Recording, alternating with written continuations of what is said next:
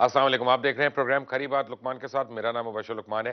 Monday to Thursday we bring to you a new show, a new program, और हर रोज हमारा मौजू मुख्तलिफ होता है। आज का जो प्रोग्राम है वो इंतहाई अहम है और आपके लिए मैं लाइव इस्लामाबाद स्टूडियो से कर रहा हूँ। और इस्लामाबाद में मैं इसलिए हूँ कि आज सुप्रीम कोर्ट ऑफ पाकिस्तान में एक ऐसी पिटीशन जो मेरे वकील ने मेरे बिहाफ पे फाइल की हुई थी, मांडवीवाला एंड जफर ने, वहाँ पे उसकी हेयरिंग थी। और आज सुप्रीम कोर्ट ने, मैं ये समझता हूं और मेरे काउंसिल का भी ये ख्याल है कि एक बड़ी तारीखी जजमेंट दी है बोगस वोट्स के हवाले से। हमने ये प्ली ली थी कि तकरीबन जो एग्जिस्टिंग लिस्टें हैं इलेक्टोरल वोट्स की, उनमें 8 करोड़ 10 लाख वोटर्स हैं कुल, जिनमें 37 मिलियन के करीब यानी 3 करोड़ 70 लाख, बल्कि to be precise 3 crore 71 lakh 72 हजार वोट जो हैं वो या बोगस हैं, जाली हैं, या अपनी किसी मर्जी की बना पे उनको शामिल किया गया है और उन्हीं की बेसिस पे इलेक्शन हो रहे हैं। हत्ता जो अभी 3 दिन पहले डेरा गाजी खान में जो इलेक्शन हुआ है, बाई इलेक्शन जो हुआ है सरदार फारूक खान लगारी की विकेट की हुई सीट के ऊपर, उसमें भी हमारा यही राय है कि वोट्स का इंदराज जो है या वोटर्स का इंदराज जो है वो उस पर क्वेश्चन मार्क है। इस फैसले से आने वाले दिनों पे क्या क्या नताइज मुरतब होंगे ये तो हमें हमारे तजिया निगार बताएंगे, लेकिन केस की असल नौयत क्या है और ये किस तरफ जा सकता है, क्योंकि इसको सुप्रीम कोर्ट ने क्लोज नहीं किया है, इसको ओपन रखा है। और आज honourable chief justice of the Supreme Court justice Iftikhar Mohammad Chaudhry और उनके साथ 2 फाजिल जजेस और भी थे, उन्होंने बड़ी डिटेल्ड इसकी स्क्रूटनी की है। और इलेक्शन कमीशन और नादरा से उन्होंने बार बार 2 टोक सवालों में पूछा कि हमें यह बताया जाए कि ये जाली वोट कब से एग्जिस्ट कर रहे हैं और कितने इलेक्शंस में इस्तेमाल हुए हैं। जब ये वोट्स निकलेंगे अगले 1 महीने के बाद तो पाकिस्तान की जो पॉलिटिकल लैंडस्केप है वो यकीनन बदल जाएगी।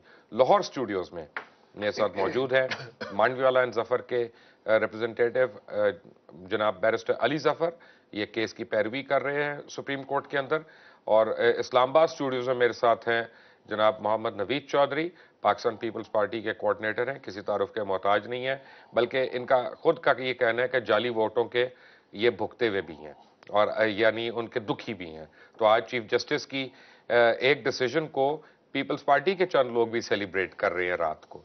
हुमायूं गौर हमारे दोस्त भी हैं, तजिया निगार हैं, किसी तारुफ के मोहताज नहीं है, कॉलमिस्ट हैं, पब्लिशर हैं। आप सबका बहुत बहुत शुक्रिया। सबसे पहले मैं चाहूंगा कि आपको अली जफर बताएं कि एग्जैक्टली अब हमारा केस किस स्टेज पे है, जो जजमेंट आज आई है, क्योंकि वो लीगल टर्म्स हैं, मुझे भी जरा कम समझ आती हैं और अली साहब एकदम फ्लाई करके लाहौर चले गए। तो अली साहब जरा प्लीज एक्सप्लेन करेंगे हमें। जी, you will have to excuse me, no problem. मेरा गला थोड़ा खराब हुआ आपको मैंने कहा था फ्लाइट से घर पे ना जाइएगा, घर जाके हर एक की आवाज बंद हो जाती है। मैं आपकी वजह से आया इधर। इशू ये था कि हमारा केस बड़ा सिंपल था कि 2007 की जो इलेक्टोरल लिस्ट थी उसमें 8 करोड़ 12 लाख के वोटर्स थे, जिनमें से हमारा कहना था कि 3 crore 70 lakh voter fraud, bogus और फिक्टिशियस है।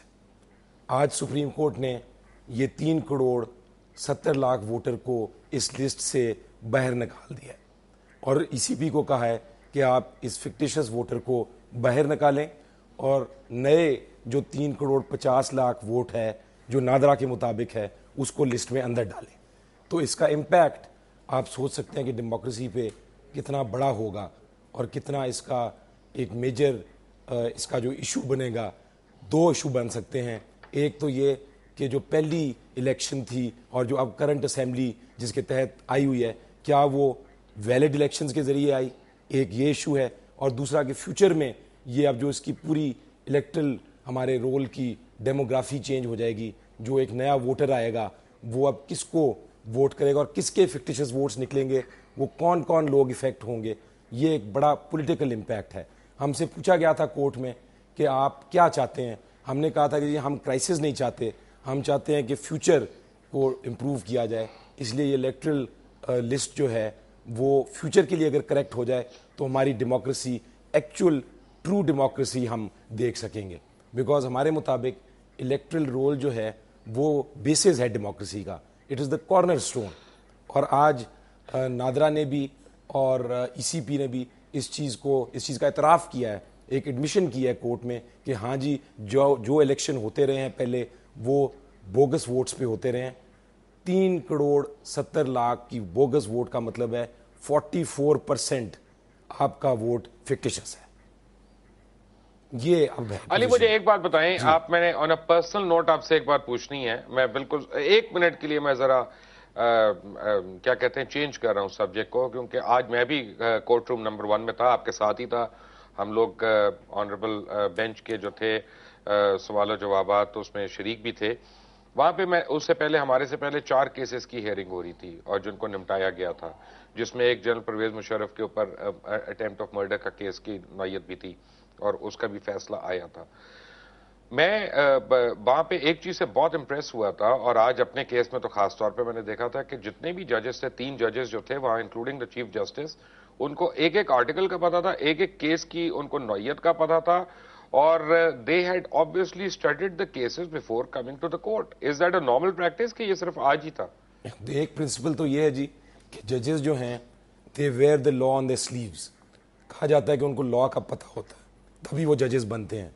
लेकिन इन आर सुप्रीम कोर्ट एक माशाल्लाह बड़ी अच्छी प्रैक्टिस है कि फाइल को सारी रात पढ़ा जाता है और फिर उसका एक सुबह जब आते हैं तो उनको एक एक पेज का पता होता है, एक एक डॉक्यूमेंट का पता होता है, और केस को वो समझ के, लॉ को देख के आते हैं, ताकि एक बहस एक अच्छे लेवल पे हो सके। Thank you very much Naveed Chaudhry sahab. इससे हो सकता है आप अगली बार इलेक्शन जीत भी जाए। देखिए, मैं तो बहुत खुश हुआ हूँ इस बात पे कि पहले तो आपको मुबारकबाद देता हूँ कि आपने एक अच्छा कदम उठाया। असल में यही कदम पीपल्स पार्टी हमेशा उठाती रही है। 2007 में भी मोहतरमा बेनज़ीर भुट्टो ने पिटीशन की थी इलेक्शन कमीशन के हवाले से कोर्टों में, और ये फैसला भी हुआ था कि हमारे यहाँ आप जो है ना जैली वोटें हैं और इसकी वजह से हमारा मैंडेट हमेशा ख़राब हो जाता है। यही चीज़ हमने 1987 के में शुरू हुई, जब ज़ियाउल हक ने ये बुनियाद रखी इस चीज़ की कि यहाँ नॉन पार्टी बेस्ड इलेक्शन पहले 85 में हुआ, उसके बाद से ये कंटिन्यूस चलता जा रहा है। 88 में भी हमने कहा कि हमारा मैंडेट चोरी हुआ है इस बुनियाद पे कि यहाँ जेली वोटिंग का आता है, और ये कंटिन्यूस प्रोसेस है, इसमें आज नहीं आया।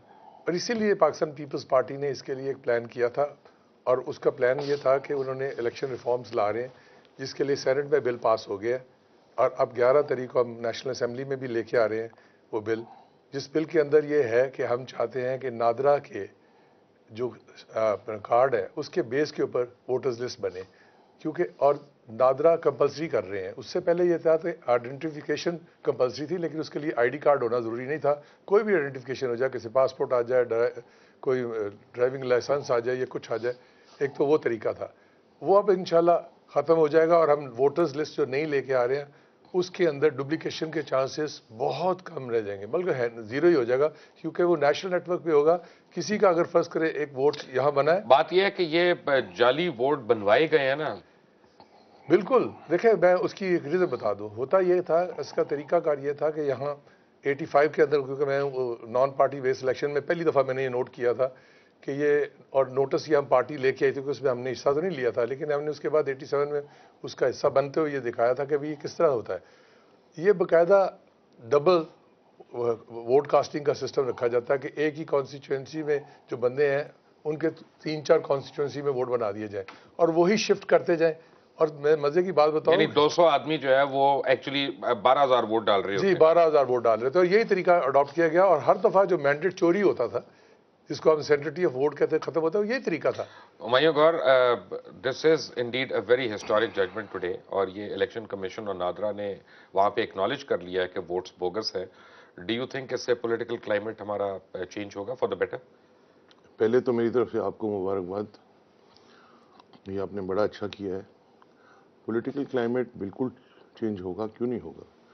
जब 44% बोगस वोट्स हटेंगे तो डेफिनेटली पॉलिटिकल क्लाइमेट चेंज होगा। और जैसे अली ज़फ़र ने कहा कि जो इलेक्ट्रल रोल्स होते हैं, ये तो स्टार्टिंग पॉइंट है इलेक्ट्रल डेमोक्रेसी का, वही गलत हो तो फिर तो एवरीथिंग गोज रॉन्ग। मैं आता हूं इस पे, will come back to it, but मैंने चलते जाते 2 बातें कहनी है कि इसमें सिर्फ मेरा क्रेडिट नहीं है। दुनिया न्यूज की पूरी टीम जो है उसने इसके ऊपर पूरा जोर लगाया हुआ था, एंड दे हेल्प्ड अस। और उसके साथ Mandviwalla and Zafar, they fought the case gratis because they were convinced that this is a case of national interest, so all credit to them as well. मेहमानों पे आते हैं वापस एक ब्रेक के बाद। Take a break.